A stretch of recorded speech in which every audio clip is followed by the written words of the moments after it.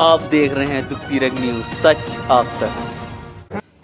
पिछले दिनों आपसे गुफ्तगू करते हुए मैंने एक लफ्ज़ का इस्तेमाल किया था, जेनेटिक जाहिल। यानी वो जहालत और वो जाहिल जिसकी जीन्स में जहालत कूट कूट कर भरी गई हो। दरअसल ये जेनेटिक जाहिल वो आम जाहिलों जैसा नहीं होता है।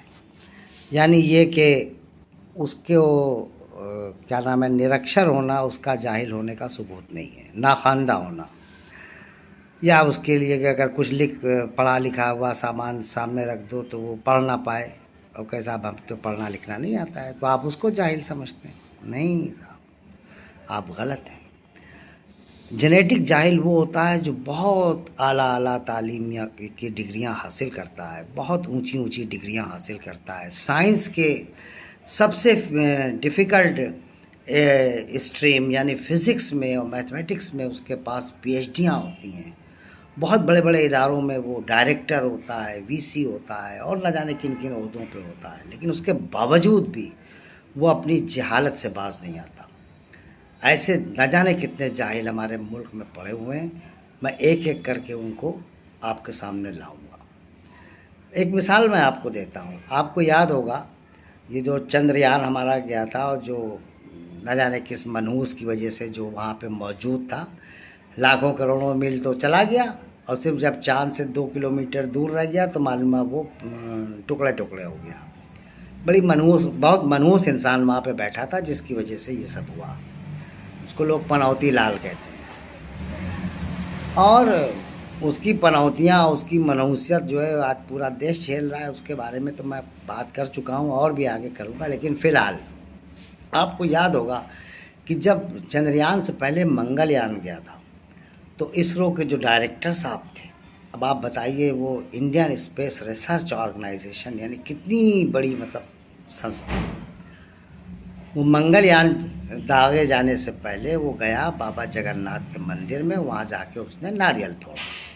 यानी उसको अपने साइंस की जो ताकतें थीं और जो इंजन थे और जो बूस्टर थे मंगलयान को मार्स पे ले जाने के लिए, उस पर यकीन नहीं था, बल्कि इस बात पर यकीन था कि जो नारियल फोड़ने से जो ऊर्जा निकलेगी वो उसके रॉकेट को मंगलयान पर ले जाएगी। अब आप सोचिए कि ये इल्म की इंतहाओं पे पहुंचा हुआ शख्स ये हरकत कर रहा है। अब मैं आपको इस वक्त उससे गुरेज करते हुए मैं आपको एक जो हमारी जो इस मुल्क को चलाने वाली जो असली संस्था है आरएसएस, इससे जुड़े हुए लोगों की कुछ जहालतों का आप जहाँ पे मैं जिक्र करूँगा उसको आप मुलाज़ा फरमाएं।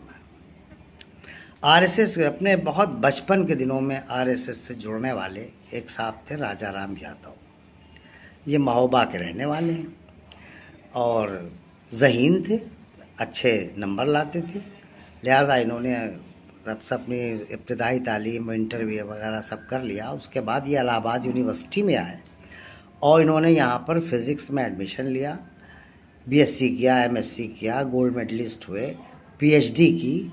उसके बाद ये मुख्तलिफ़ कॉलेजों में और यूनिवर्सिटियों में प्रोफेसर भी रहे। उसके बाद इनको चूँकि ये आरएसएस से जुड़े हुए थे और आरएसएस के प्रचारक भी थे, लिहाजा जब अपने आरएसएस की जब हुकूमत कायम हुई तो उनको जो है भारतीय जनता पार्टी वाली, उसको आरएसएस और भारतीय जनता पार्टी में कोई फ़र्क नहीं है और जो लोग समझते हैं कि ये फ़र्क है वो जाहिल हैं और बहुत बड़ी गलत मुगालते में मौजूद हैं। तो खैर, इनको वीर बहादुर सिंह पूर्वांचल यूनिवर्सिटी का वीसी बनाया गया। अब ये वीसी साहब जो हैं ये अपनी जहालत के क्या क्या गुल खिला रहे हैं, पहले आप इनकी ये वीडियो देखिए जिसमें वो तालिब इल्मों से कह रहे हैं कि जाओ जा कर के मर्डर कराओ और जो कुछ होगा मैं देख लूँगा। आप वीडियो मुलाज़ा फरमाएं। तो रोते हुए मेरे पास कभी मत आना। एक बात बता देता हूं,